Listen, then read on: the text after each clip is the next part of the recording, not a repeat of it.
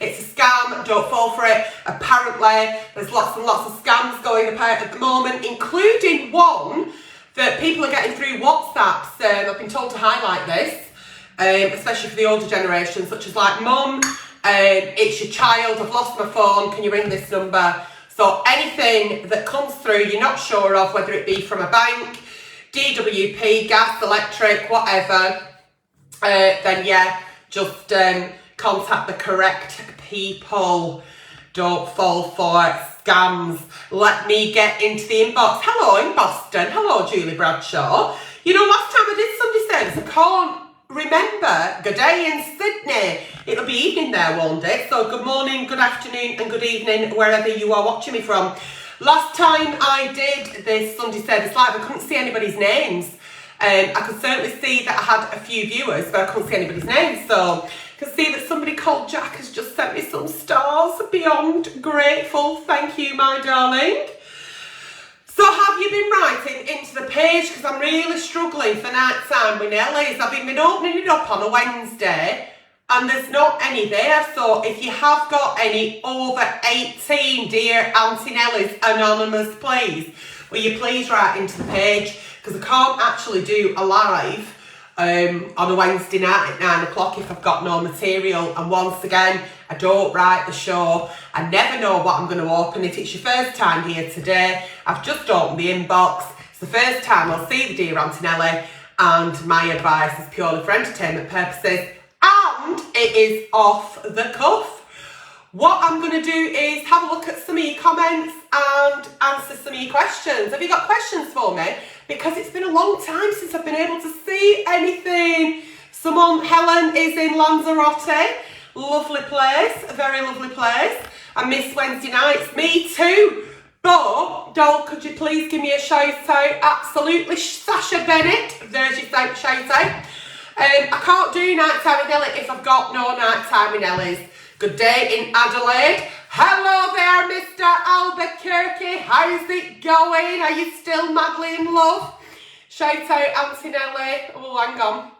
Oh, fuck a duck. I'm acting right cool and it's not working. Maria Kissick. Hello there, darling. Without anyone being offended, can you please tell me how? What? Help. How do I speak the truth without... Well, it's about tact. You've got to be tactful and graceful, haven't you? So, there we go. Okie dokie, I miss Wednesday nights too, as I've just said. Unless people write in, then there's no show. And I'll only ever be around for how long you need me, not for how long you want me. A little bit like Nanny McPhee. I've my lovely black coffee with my spoon. I got loads of messages after I mentioned this on an Instagram live. I can't drink a black coffee without milk, without having the spoon in the cup. I know. I can't physically do it, there's something wrong with me. Right, are we ready? Let's go. How's Hartley Blue? Oh, he's coming home in half term. Olivia's coming home for a few days in the October holidays, so he's going to come home, so he'll be here with me. I can't wait to see him. He's 11 in March. Dear Aunty Nelly Anonymous, please. Everything's always anonymous. Let's go. My beautiful dog, Hendrix, died 6 months ago. I am still devastated. He was always with me wherever I went and whatever I did.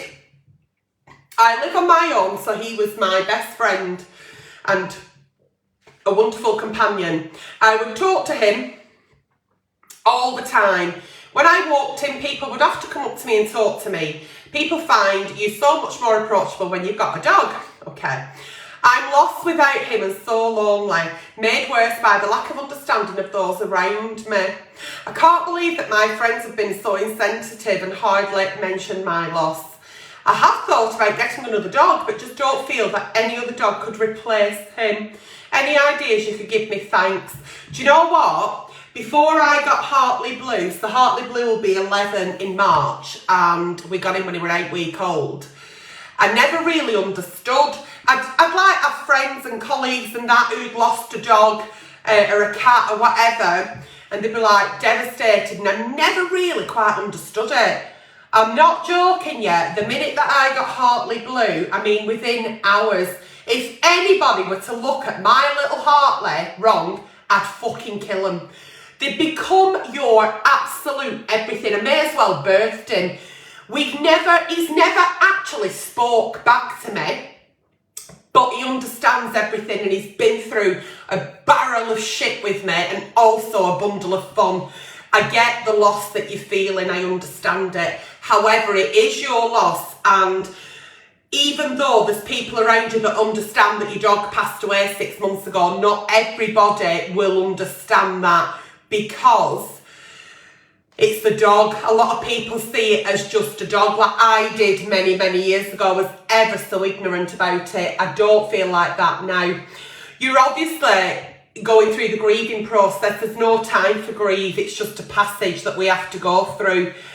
You're feeling lonely. Have you thought about maybe contacting some animal shelters in your area and maybe taking some lovely little doggies out for a walk? Maybe splitting up your week and going out a couple of afternoons and helping, you know, taking these little doggies that are looking to be rehomed. I'm not saying that maybe you're in the right space to rehome a dog at the minute, but you've also got to understand that no other dog... Hello, Nelly, can I have a shout out? You can, Pet Kelly Patton, there you go. No other dog is going to replace Hendrix, because Hendrix was Hendrix. No other dog would replace my Hartley Blue. And I can't imagine loving another dog like I love Hartley Blue. I can't imagine loving another child like I love Olivia. I always say to my mum, do you love me and Robbie same? And she says, of course I do, and I think you can't do. I don't know you can love two kids. That's only because I don't know. So maybe contact some animal charities in your area, see if you can assist with some dog walking. Don't be thinking of replacing Hendrix, because that will never ever happen. But you could certainly, when you feel ready, rehome one of those dogs who is in need of being in a loving home. And you'll find he's got a different character, a different personality, and it'll once again enrich your life. So, why did I call Hartley Blue Hartley Blue? So, my dad was called Derek Hartley, Mr. Hartley, and he passed away, and I needed something for Olivia because she was absolutely devastated when her grandfather passed away. They were like two peas in a pod. And we named Hartley after my dad. Sometimes I don't feel comfortable talking about it, so when people say, why is he called Hartley? I say, oh, after the jam. But that's the true story. Hartley Blue is named after my lovely dad, who would have adored him. Somebody's just said, I did a good job on Steph's packed lunch. Thank you very, very much. It's now a regular slot every 2 to 3 weeks. My next date on Steph's packed lunch is the 14th of October, I believe. So get tuned in on Channel 4 at 12:30 on 14th of October, because I've got a fantastic slot for you. I'm working on it all day yesterday. Dear Aunty Nelly, I have a 3-month-old, a baby girl. Congratulations. There's nothing nicer than tiny little babies and puppies, is there? However, I split with my boyfriend, her father, soon after I became pregnant, and he has nothing to do with the baby. This has caused my mum to be extremely upset, as she never wanted me to be a single mum. I get that. She feels embarrassed when people ask. I get that. I can cope with this, but what I am struggling with is that she tries to now take over my daughter's upbringing. It is her first grandchild. She's very protective. She lives close by, so she pops round every single day. She's quite critical of the way I'm raising my little girl and insists she knows best. Mums do know best, but you're also a mum now, aren't you? I believe I'm a good mum and my baby is developing well and is really happy. How can I explain to my mum the way I am feeling without hurting her feelings? Do you know what? She's a 3-month-old baby. It's all very new, isn't it? Mum's probably delighted, excited, quite upset still, because she didn't want you to be a single mum, and she doesn't know what hardships you may be facing. She's trying her best to assist you all she can. And she may not be doing it the way you wanted to, but do you know what? Nod and smile. Mums do know best, believe me. They've got the best experience. I mean, they brought us up, didn't they? There will be some times that she may say things which are a bit old-fashioned. You can just say, thank you for your advice. Doesn't mean to say that you have to do it. You can also ring her in the morning now and again and say, rather than you coming round today, Mum, I'm going to put child in pram and we're going for a walk. Do you want to come with us? So kind of break out the habit of her feeling like she has to come to you every day. Show her that you are a little bit more spontaneous, a little bit more independent. I'm not saying break the relationship with Mum, but also join some mother and baby groups, some toddler groups. I know she's only 3-month-old, but get a sort of insight as to other young single mums in your area are managing. Because if you kind of piss Mum off now or break that connection, believe me, you're fucked. Because, God, do we need our mums and dads and our support network and our family and friends that are around us as an independent parent. So my husband left me when I was 7 months pregnant with Olivia, and I'll tell you what, my mum was there day and night. Yeah, it got on my nerves sometimes, but she was an absolute credit and she was very much needed. Looking back now, yeah, there were times where I thought, will you just leave me alone, let me do it, I can do it. But then there were times where I thought, shit, I don't know what to do, what am I going to do? And she was an absolute godsend. So I get what you're saying, and you probably are a really good mum, but her being overprotective over you is what mums do, and it's what we continue to do. My Olivia is 27 in 7 days, and I'm still there every day, all day, should she need me.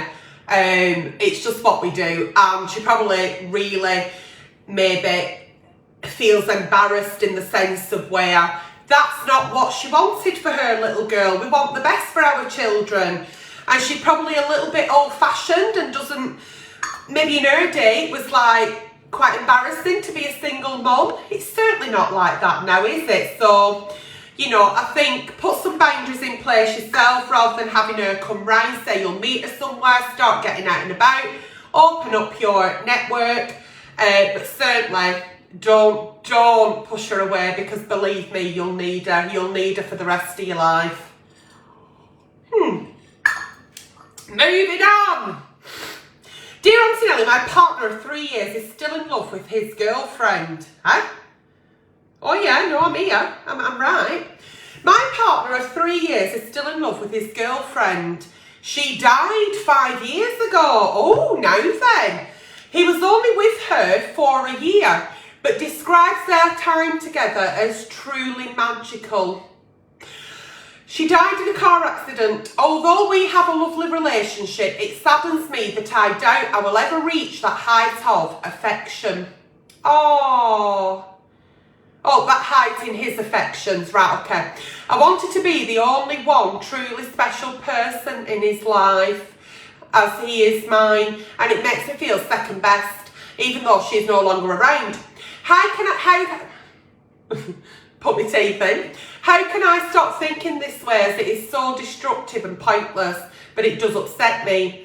He has never had counselling for his loss. He says nothing can bring her back. Before he met me, he never spoke of her death to anyone, not even his family or close friends. Please can you help, thanks. He might not need counselling. Like he said, he can't bring her back, but what this tells me is he feels so comfortable with you that he's able to feel vulnerable enough to talk about her. And maybe he's been missing that, and maybe the fact that he goes on about it a little bit is because he's finally found someone he's so comfortable with that he can talk about the relationship that he had with her. Now, you feeling insecure to this weird and wonderful magical person, this spirit in the sky that's no longer around, is pointless, because you're never ever going to be in competition with somebody who's in a grave, and he's always going to be slightly in love with somebody who's in a grave.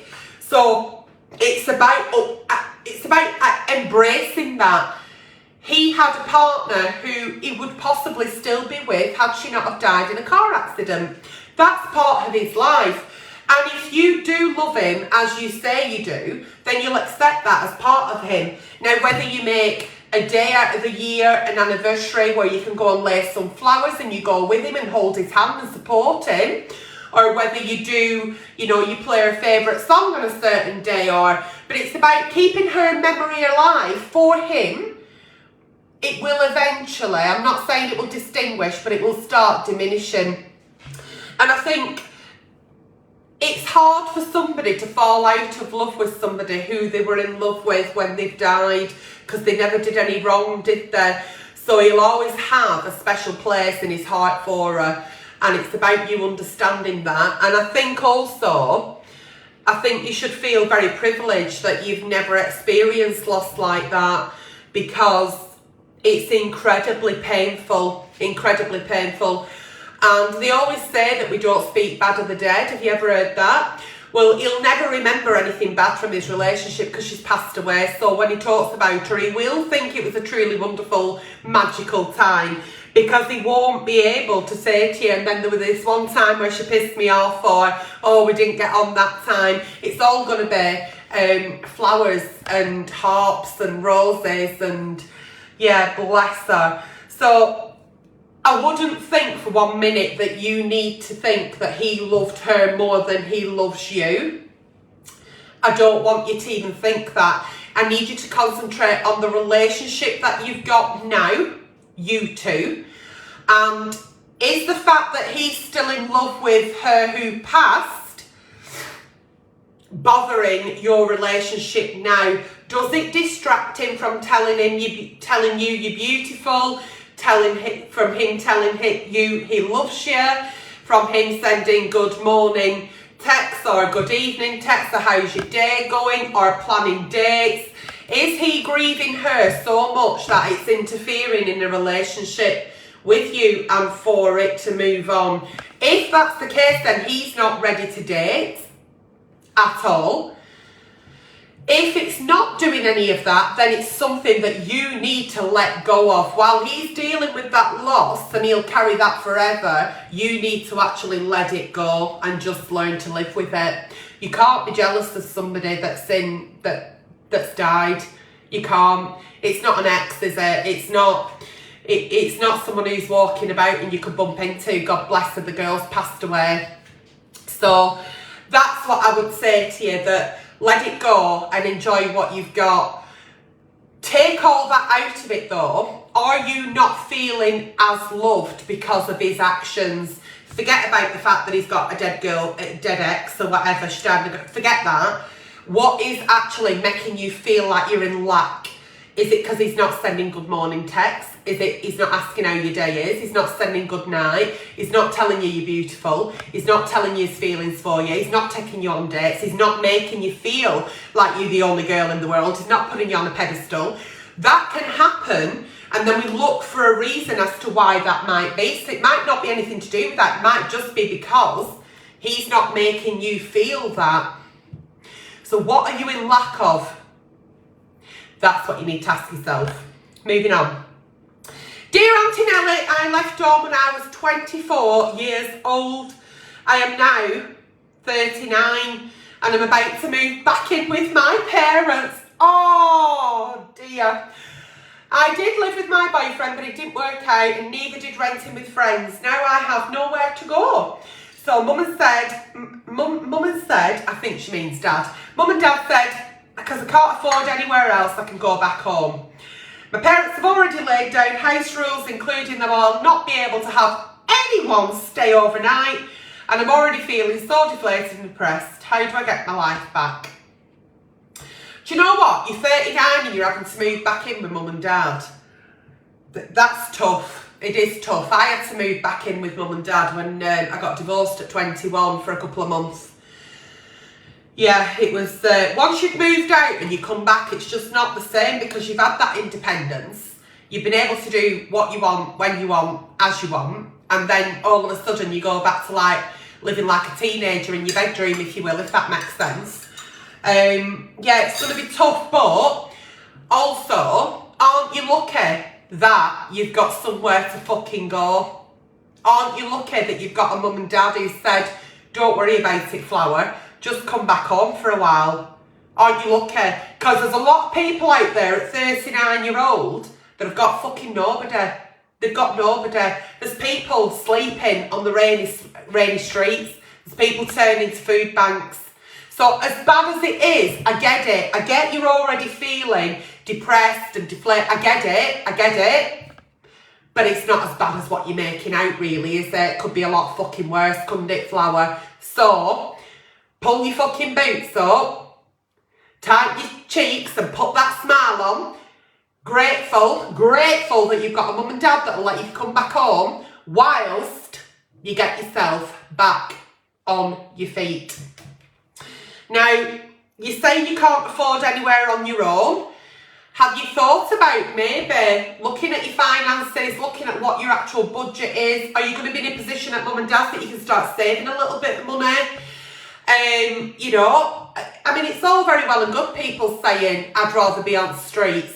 You don't know what the dynamics are with the parents. It's easy for me to say, but come on, you've a roof over your head or you're sleeping on a fucking park bench. Come on, let's put it in fucking perspective.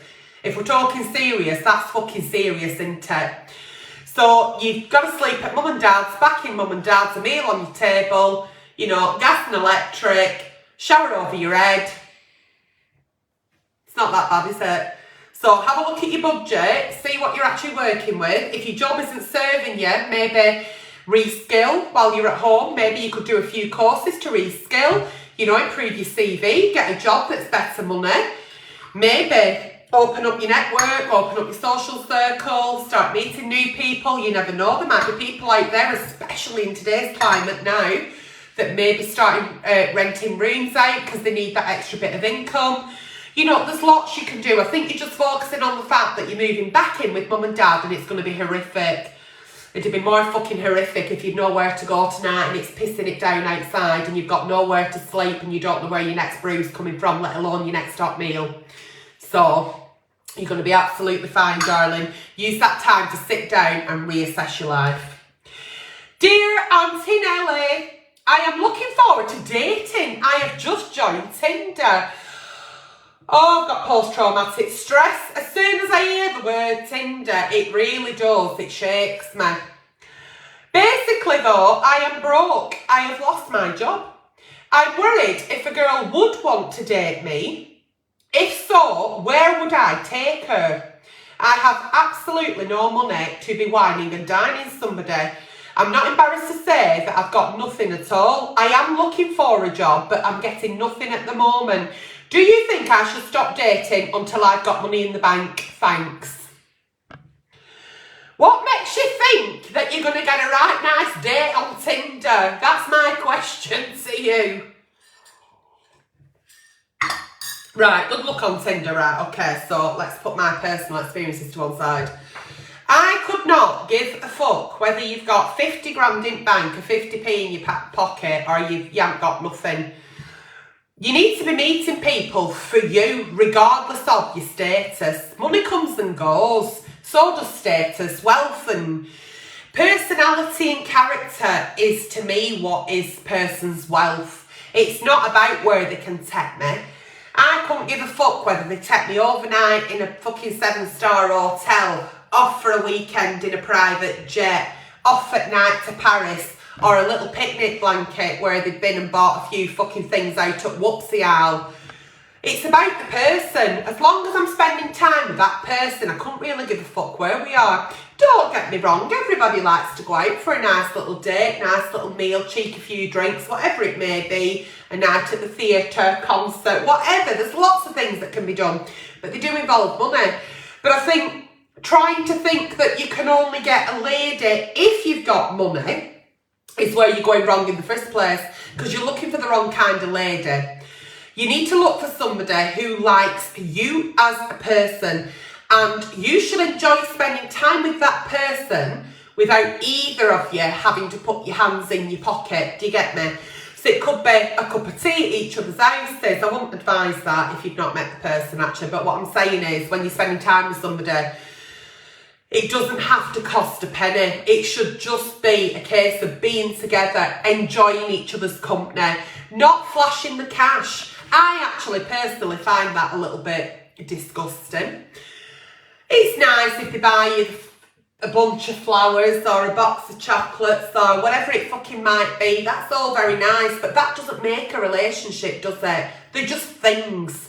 And things like that you shouldn't want to buy people. And if you're meeting people who expect all these extravagant things, they're not the person for you. Because, say if you had a load of money now and you could take her here, there and fucking everywhere and she's lapping it up, what happens if you lose all that money? What happens then? Is she gone? Is she gone then? Yeah? Because you're only with you for money. So I think if you do meet somebody and you're at your lowest, things can only get better, can't they? Money doesn't make a man. Money doesn't impress me. Enjoy your dating. I doubt very much you're going to have a wonderful experience on Tinder. You never know. However, it's a roller coaster. Enjoy the ride on it. Be careful of the catfish. Be careful of the girls that want you to follow their OnlyFans. Be careful of the Instagram models. Be careful of the scams. Be careful of the catfish. Did I say the catfish yesterday? I don't think for 1 minute you should stop looking for a partner just because you're not in a financial position to. I don't think anyone's in a fucking financial position to at the minute. I'd snap somebody's fucking hand off and ask them to be my boyfriend if they wanted to put some gas and electric on for me. But yeah, money can't buy love, darling. And I think it's a perfect opportunity to find out, you know, when you are talking to people, when you're saying, I've not got much money, but I'd like to take you, I'd like to meet and go for a walk or something. You'll realise what kind of person they are. And if they are shallow and superficial and materialistic, they're not for you, are they, darling? So, good luck. Dear Aunty Nelly, I have been seeing a guy for 2 months. I am 19 and he is 28. 9 years, yeah. He worries about the 9-year age gap. She's actually done the maths for me and I'm trying to be fucking Carol Vorderman. He says he likes me and is considering dating me. You've been seeing him for what do you mean? You've been seeing him for 2 months and he's considering dating you? Well, oh, I don't understand. I'll have to speak to my David. He hasn't told any of his family or friends because of what they might think. He does take me out once a week, but not anywhere in public. Hey? He doesn't want to rush a relationship yet, and he won't show any physical attention. Should I hope he decides to commit, or should I move on? Right, so, you're 19, he's 28, right, yes, it's that right. So you start speaking, right, this is what my David's told me. You start speaking, so you're speaking. That doesn't mean to say speaking like we're speaking, it means texting. You're speaking. Are you speaking to anybody? Once you start speaking, then you might be able to start seeing them, like as in real life or FaceTime. Once you're speaking, you go to seeing. Once you started seeing, then depends how that goes, then you might have the conversation about being exclusive. So I think what you're doing is you're seeing each other and he's having a think whether he wants to date you or not, meaning does he want to be exclusive. Sounds to me like he's not put all his eggs in one basket and he's just having a nice time. He's taking you out once a week, alright, there's no physical acts of, there's no physical affection in public, but that doesn't mean anything. Some people don't like that kind of shit, holding hands and, you know, in public. He's taking you out but not in public. Where the fuck's he taking you? Back in his car, in a car park? Where are you going if he's taking you out once a week but not in public? Where are you actually? I think when you go out to house you're in public, so where are you going? I really don't think I'd be sat there at 19-year-old deciding to let him decide whether he's going to commit this to me or not. I also wouldn't have all my eggs in one basket. I'd be happily speaking and seeing other people until one of you, and you never know, it might be a new speaker or a new seer, that might say, I right like you and I'd like to be exclusive, which in my day was, and still is in my day, will you be my girlfriend? Unless somebody asks me to be the girlfriend, then I'm still, what am I doing? Seeing, no, speaking, and then seeing. My David keeps me up to date with all this young stuff. So, yeah, enjoy your Don't give him anything unless you want to. You don't mention anything about being physical, but you're 19-year-old. The world's your oyster. Get out there and see and speak to fucking hundreds. And then decide if you want to be exclusive in years to come. Fucking hell, fire, you could be dancing everywhere. You could be having a great time. You never know who you're going to meet, what you're going to do. I won't be pinning my hopes on a 28-year-old who can't fucking decide whether he's fucking a coming going. And when he takes you out in public, he's not actually taking you out in public and he won't even hold your hand. No. So, put yourself first.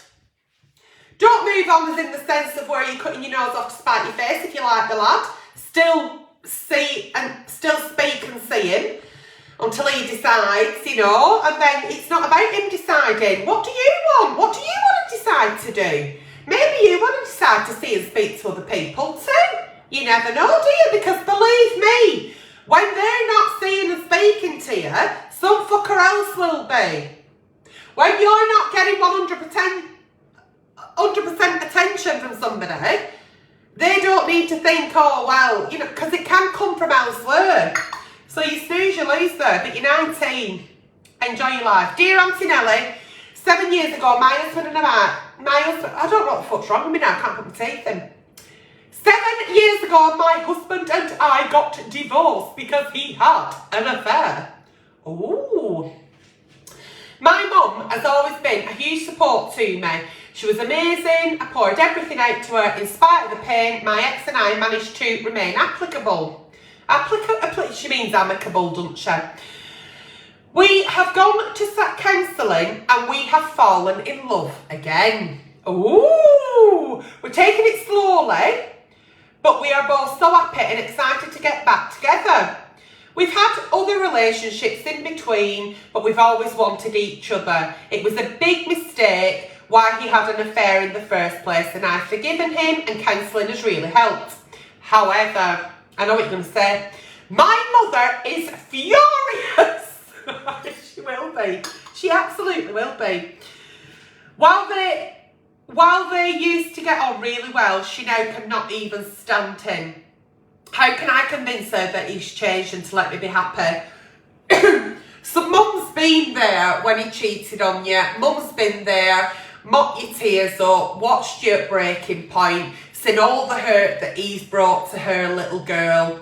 What do you fucking expect? Of course she's gonna want to fucking kill him.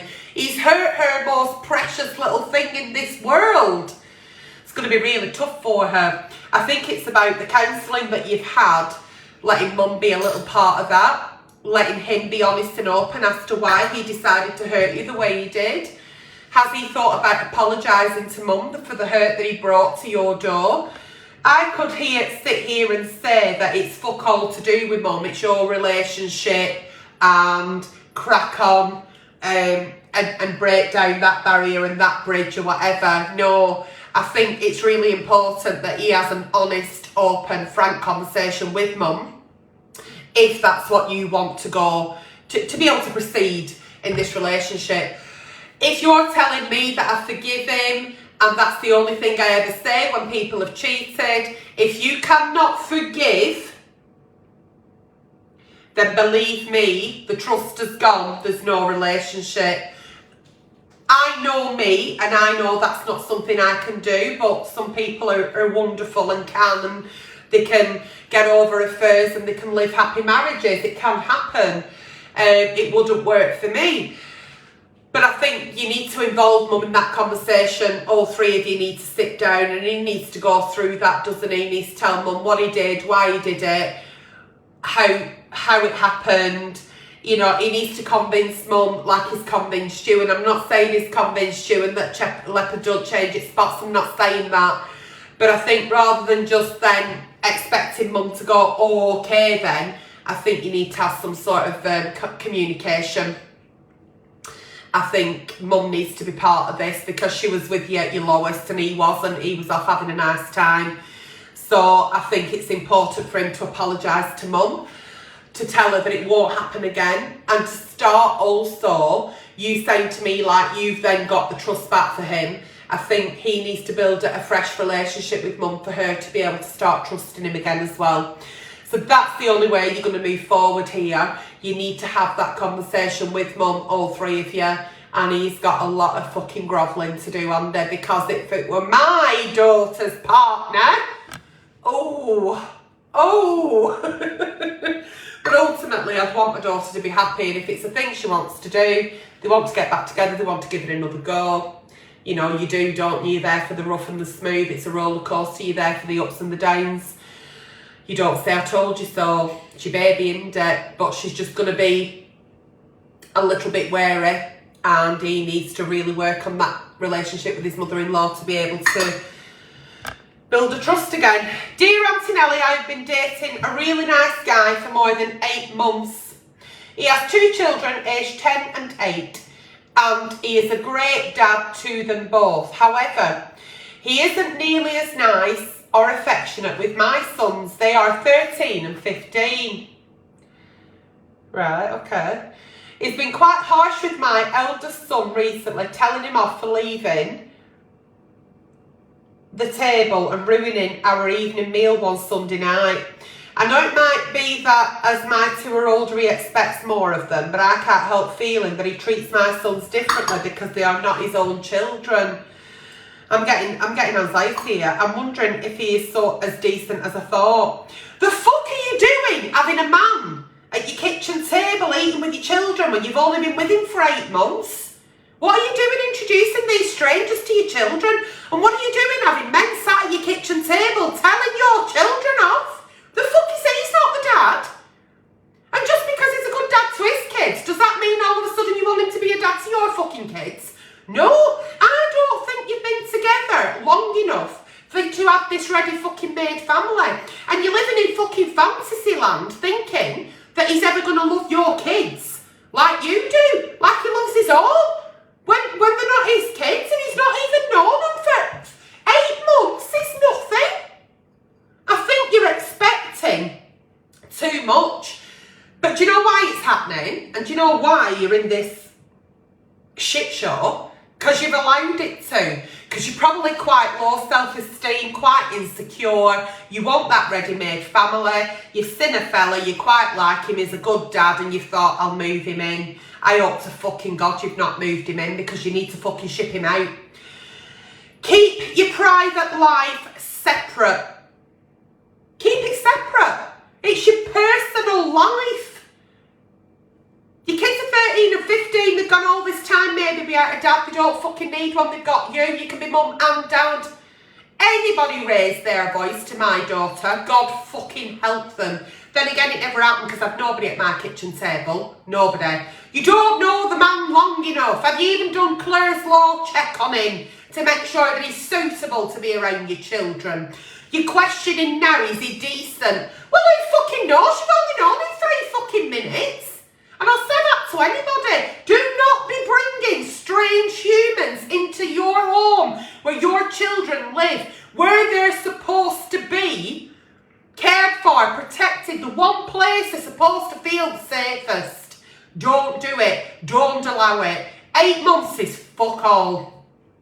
I don't think that he should be sat at your table, and he certainly should not be telling any of your kids off. Regardless of what they've fucking done, they could be swinging front lights.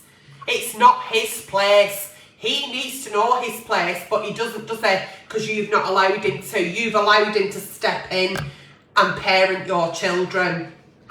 Go and have a good look at yourself in the mirror. Have a strong word with yourself. Tell him that you're going to step back because you don't like how he spoke to your children, who should be your absolute priority. Nothing comes above your children, ever.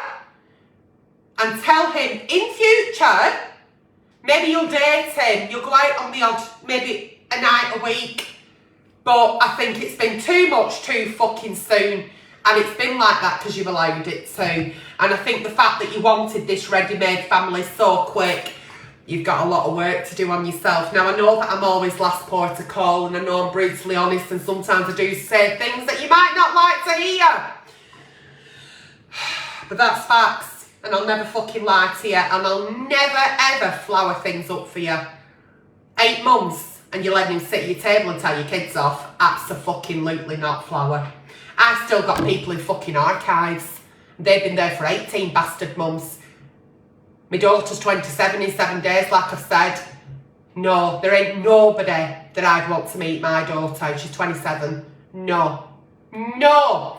You're questioning it because you don't know him. Get to know these people. Check out Claire's Law. Make sure that there's nothing that's going to come and smack you in the face. No. No, no, no, no, no, no, no. Moving on. He treats my sons differently. Well, of course he will. They're not his. No one's ever going to treat your kids like you fucking treat your kids. Because they're not theirs. Are they? No one's ever going to love my Olivia like I love Olivia because I am her mother and I birthed her.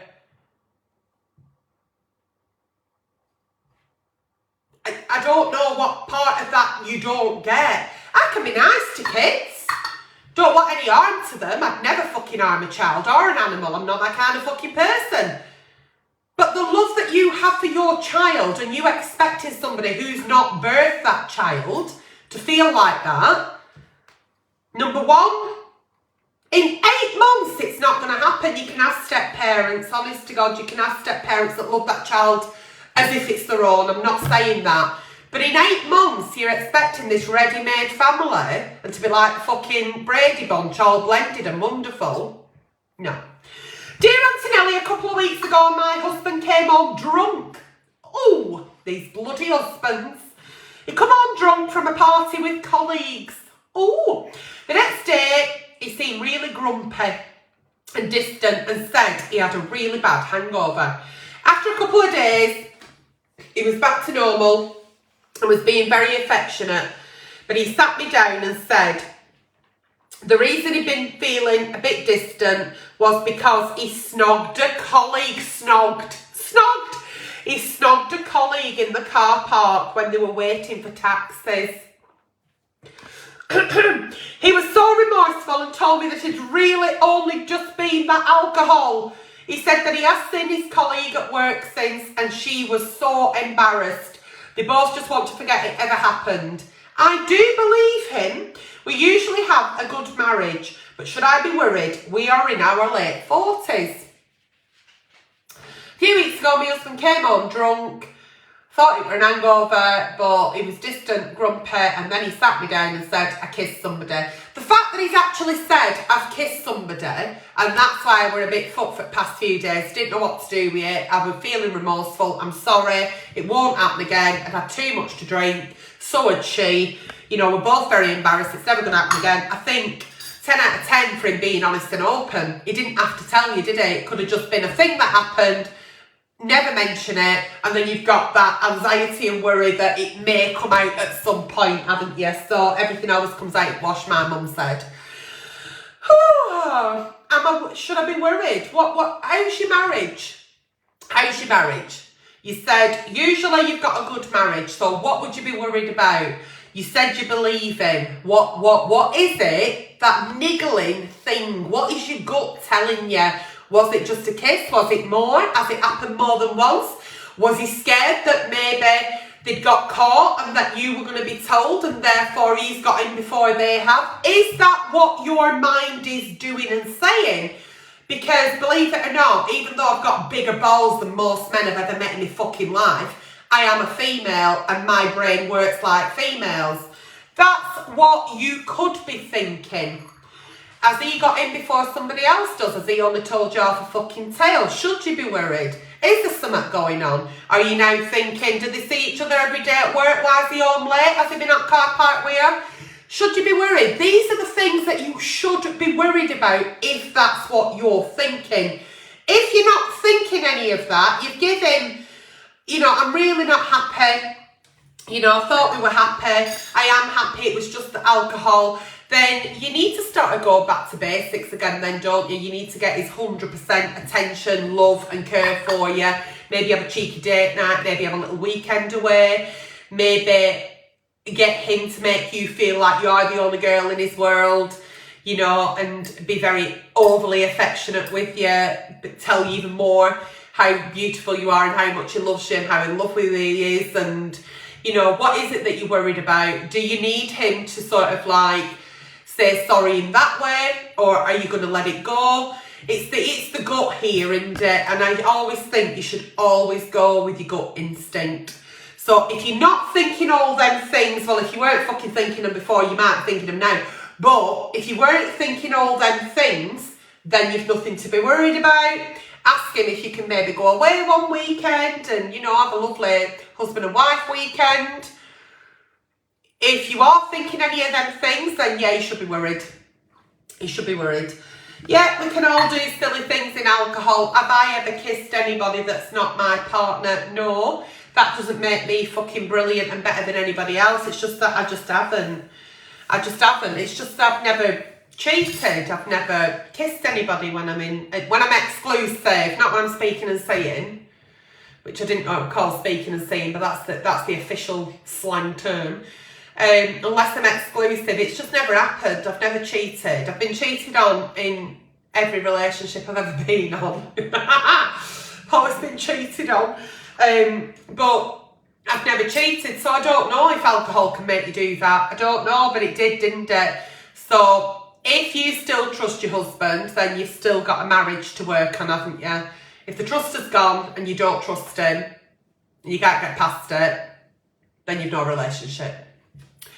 Well, flower pots, that has been today's Sunday service. I hope you've enjoyed it as much as I have.